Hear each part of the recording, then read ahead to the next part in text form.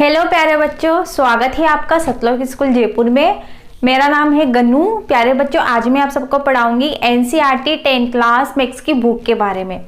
उसमें हमारा चैप्टर चल रहा है 1 में हमारी एक्सरसाइज चल रही है 1.2। ठीक है, उसका आज हम 5वां क्वेश्चन सॉल्व करेंगे। ठीक है, तो चलिए आए प्यारे बच्चों, आज की क्लास हम शुरू करें। तो देखिए प्यारे बच्चों, अब हमें 5वां क्वेश्चन किस प्रकार दे रखा है। हमें दे रखा है, जांच कीजिए कि क्या किसी प्राकृत संख्या n के लिए संख्या 6 की पावर n अंक 0 पर समाप्त हो सकती है। ठीक है, तो देखिए हमें क्या दे रखा है प्यारे बच्चों, हमें दे रखा है 6 की पावर n। तो पहले मैं आपको एक एग्जाम्पल बता देती हूँ। 6 की पावर n दे रखा है, तो हम मान लेंगे कि 1 2 3 4 5, मतलब 6 की पावर हम मान लेंगे 6 की पावर 1, तो हम 6 का 6 है ना, 6 की पावर 2 तो 6 इंटू 6 हमारा क्या होगा 36। इसी प्रकार 6 की पावर 3 तो 6 इंटू 6 हमारा आएगा 216। इसी प्रकार हम 6 की पावर 4 ऐसा रखते हुए चलेंगे। ठीक है, तो इसमें क्या बताना है हमें कि प्राकृत संख्या, अब प्राकृत संख्या क्या होती है, जो 1 से स्टार्ट होके अनंत तक जाती है ना, 1 2 3 4, तो हम इनके क्या मान लेंगे 6 की पावर n है, तो 6 के मान 1 2 3 4 ऐसा रखते हुए चलेंगे। तो हमें बताना है अंक 0 पर समाप्त हो सकती है क्या, क्या बताना है हमें, 0 पर समाप्त हो सकती है। तो देखिए अब हम क्या करेंगे, जैसे हमें दे रखा 6 की पावर n, तो हम इसका लघुत्तम लेते हैं। जैसे 6 की पावर n, तो इसका 2 बार गया 3 और 3 कितना आया 1, तो 2 इंटू 3 क्या आया हमें 6 की पावर n हमारा आया 2 इंटू 3। लेकिन इसमें कुछ रूल है, क्या है, अभाज्य संख्या जो होती है ना, भाज्य संख्या में क्या होता है, एक बार 2 इंटू 5, मतलब एक बार 2 और 5 आना जरूरी होता है, तो वो हमारी भाज्य संख्या कहलाती है। तो इसमें क्या है, वो 0 से भी विभाजित होती है।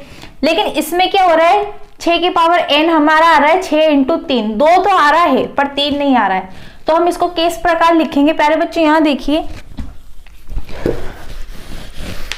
ये तो मैंने आपको रफ कार्य बताया था। अब इसको कैसे लिखना है, 6 की पावर n हमें दे रखा है 2 इंटू 3। ठीक है, हमें ये नहीं चाहिए, हम क्या लिखेंगे, अगर कोई संख्या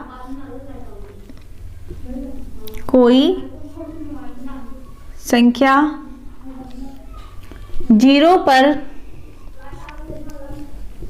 समाप्त होती है तो उसके अभाज्य गुणनखंड एक बार कम से कम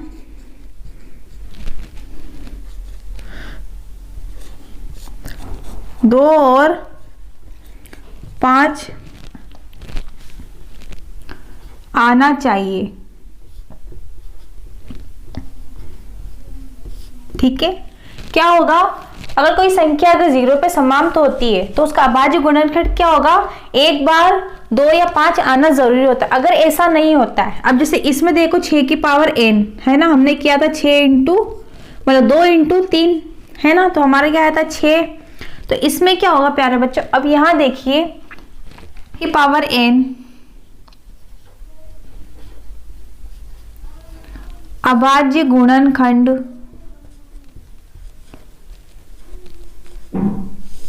3 तो है ना, तो इसके अभाज्य गुणनखंड में कम से कम एक बार 2 तो है, लेकिन 5 नहीं है ना, अर्थात इसलिए 6 की पावर n एक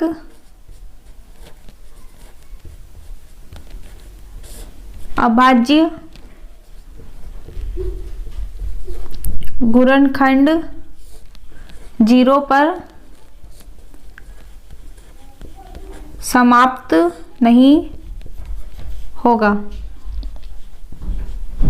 ठीक है, हमें इस प्रकार इस क्वेश्चन को सॉल्व करना है।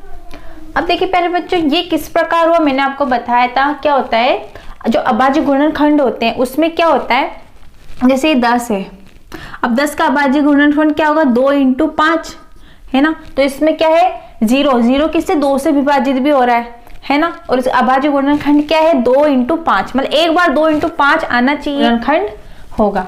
इस प्रकार ये क्वेश्चन हमें सॉल्व करना। अब इसी तरह हम इसका छठा वाला क्वेश्चन सॉल्व करेंगे। अब देखिए छठा क्वेश्चन किस प्रकार दे रखा है, हमें दे रखा है व्याख्या कीजिए कि 7 × 11 × 13 + 13 और 7 × 6 5 4 3 2 1 + 5 भाज्य संख्या क्यों है। अब ये क्यों है हमें ये बताना। ठीक है, तो हमें क्या दे रखा है, हमें दे रखा है 7 × 11 × 13 + 13। एक तरफ हमें ये दे रखा है और एक तरफ हमें दे रखा है 7 × 6 × 5 × 4 × 3 × 2 × ठीक है 1 और प्लस का हमें दे रखा है 5। ठीक है, अब देखिए हम क्या करते हैं, हम जब ये कोई, अब जैसे हम लिखा हुआ है भाज्य संख्या, तो भाज्य संख्या निकालने के लिए हम क्या करेंगे, उसका एलसीएम निकालते हैं, है ना, एलसीएम निकालते हैं। तो क्या करेंगे, एलसीएम हम क्या करते हैं, कॉमन से कॉमन संख्या को हम एक तरफ लिख लेते हैं। तो यहाँ भी 13 है, यहाँ भी 13, तो हम क्या निकलेंगे, 13 मान ले लेंगे। हमारा बचा 7 × 11 × 1, ठीक है, प्लस का 1, क्योंकि हमने 13 तो मान ले लिया। अब देखिए हम क्या करेंगे, इनको हम जो इंटू कर ले, हमारा आएगा 77, 77 1 78 इंटू 13। अब देखिए पहले बच्चों यहाँ क्या है, 78, 78 क्या है, एक तो 13 से भी विभाजित, 13 से हो रही है, 6 बार विभाजित हो रही है, 2 से भी हो रही है ना। तो ये क्या है, एक भाज्य संख्या है जो एक से भी विभाजित हो रही है, मतलब 13 से भी हो रही है, 16 से भी हो रही है, और एक तीसरी संख्या से किससे हो रही है, 6 से। 13 को हम इसे देंगे, 6 बार जाएगा, 2 से भी जा रहा है, तो ये संख्या क्या हो जाएगी, भाज्य संख्या हो जाएगी। किस प्रकार होगी, यहाँ देखिए 13 × 78, एक वह स्व के अलावा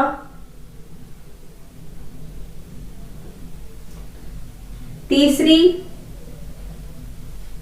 संख्या से भी विभाजित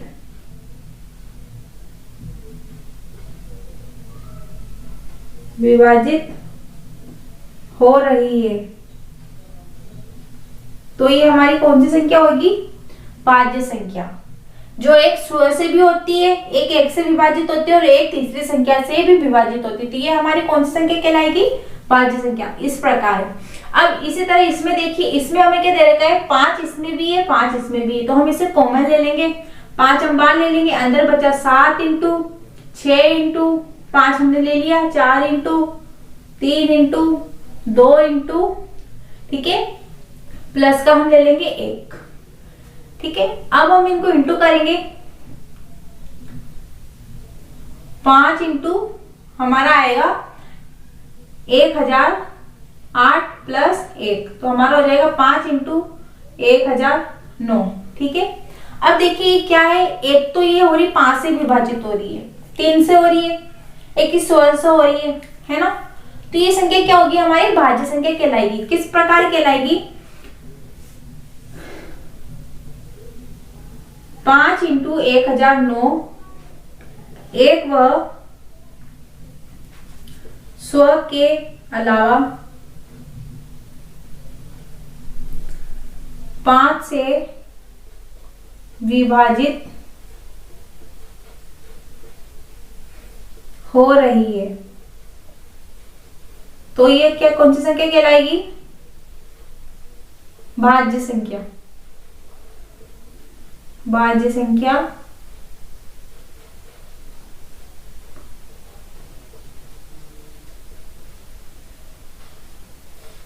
भाज्य संख्या कहलाएगी। ठीक है, क्योंकि ये एक से भी हो रही है, एक 100 से हो रही है और एक तीसरी संख्या से भी विभाजित हो रही है, तो ये संख्या कौन सी क्या कहलाएगी, हमारी भाज्य संख्या कहलाएगी। ठीक है, देखिए हमें 7वां क्वेश्चन किस प्रकार दे रखा है, हमें दे रखा है किसी खेल के मैदान के चारों ओर एक वृत्ताकार पथ है, इस मैदान का एक चक्कर लगाने में सोनिया 18 मिनट लगते हैं, जबकि इसी मैदान पर एक चक्कर लगाने में रवि को 12 मिनट लगते हैं। मान लीजिए कि वे दोनों एक ही स्थान और एक ही समय पर चलना आरंभ करके एक ही दिशा में चलते हैं, कितने समय बाद वे पुनः प्रारंभिक स्थान पर मिलेंगे। ठीक है, क्वेश्चन बड़ा है लेकिन बहुत सरल है। अब हम इसको कैसे सॉल्व करेंगे, हमें क्या दे रखा है, वृत्ताकार पथ दे रखा है, ये हमारा है एक वृत्ताकार पथ। ठीक है, इसमें प्रारंभिक में स्टार्ट करते हैं, एक तरफ है हमारी सोनिया जो 18 मिनट चल रही है और रवि जो हमारा चलता है 12 मिनट। ठीक है, दोनों साथ में ही चलते हैं। सोनिया जैसे 18 मिनट में एक दूरी तय कर रही है, रवि कर रहा है 12 मिनट में एक दूरी तय कर रही है, मतलब ये ऐसे दूरी तय कर रहे हैं, साथ में चल रहे हैं। तो हमें बताना है कि पुनः प्रारंभिक स्थान पर कैसे मिलेंगे, किस समय पे मिलेंगे, है ना। तो जैसे 18 मिनट चल रहा है सोनिया, तो 18 कम 18, 18 दूना 36, 18 तिया 54, 18 चौक 72। इसी तरह 12 कम 12, ठीक है, 12 दूना 24, 12 तिया 36, 12 चौक 48, 12 पंजे 60। तो यहाँ देखिए प्यारे बच्चों, हमें क्या दे रखा है, 18 मिनट में 36 मिनट पे ये भी मिला है और रवि भी मिला, सोनिया रवि हम कितने मिनट में मिल रहे हैं, 36 मिनट पे। तो हमें यहाँ दे रखा था कम से कम, है ना, कम से कम वो कितनी दूरी पर मिल रहे हैं। तो हम क्या करें, जहां पर कम से कम आता है तो हम उसका क्या करते हैं, हम उसका एलसीएम निकालते हैं। ठीक है, तो अब इसको हम कैसे करेंगे, सबसे पहले हम लघुत्तम ले लेंगे, है ना। अब आइए गुणनखंड ले लेंगे, 2 से जा रहा है 9, फिर 3 से जाएगा 3, फिर 3 से जाएगा 1। इसी तरह हम 12 का ले लेंगे, 2 बार जाएगा 6, 3 बार जाएगा, फिर 3, फिर 3 से जाएगा। ठीक है, अब यहाँ देखिए प्यारे बच्चों, हम क्या करेंगे, ये लघुत्तम ले लिया, एलसीएम निकाल रहे हैं, तो हम क्या करें, ऊपर वाली संख्या ले लेंगे 2 इंटू 3, नीचे हमारा आया है 2 इंटू 3 एलसीएम निकालने के लिए हम क्या करते हैं, कॉमन संख्या को ले लेते हैं, ऊपर भी 2 ऊपर भी 2, तो 2 हम यहाँ ले लेंगे, 3 यहाँ भी 3 हम यहाँ ले लेंगे, 2 हम यहाँ लिख देंगे, 3 हम यहाँ लिख देंगे, 3 एकम 3, 3 दूना 6, 3 एकम 3, 3 दूना 6, 6 से 6 इंटू करेंगे, हमारा आएगा 36। तो 36 मिनट पे क्या मिल रहे हैं, वो दोनों साथ में मिल रहे हैं 36 मिनट, ये हमारा इसका आंसर हो जाएगा। तो इस प्रकार से हम इस क्वेश्चन को सोल्व करेंगे। ठीक है, ये हमारा आंसर हो जाएगा 36 मिनट, ये इसी का आंसर है। ठीक है, अगर आपको किसी भी इस टॉपिक में किसी भी क्वेश्चन में कोई दिक्कत हो तो आप मुझे कमेंट कर भी बता सकते हैं। ठीक है प्यारे बच्चों, आज की क्लास यही समाप्त होती है। आई होप आपको ये क्वेश्चन अच्छा लगा, स्टडी पसंद आई हो। अगर आपकी क्लास अच्छी लगे तो आप इस चैनल को लाइक करें, शेयर करें, कमेंट करें और इस चैनल को सब्सक्राइब भी जरूर करें। और अगर आपको हमारी पहले वाली वीडियो देखनी हो तो लिंक डिस्क्रिप्शन बॉक्स में दे दूंगी, तो आप वहां जाकर मेरी पहले वाली वीडियो देख लीजिएगा। ठीक है, अब हम अपनी नेक्स्ट वाली वीडियो में इसके आगे वाले क्वेश्चन सॉल्व करेंगे। थैंक यू, धन्यवाद।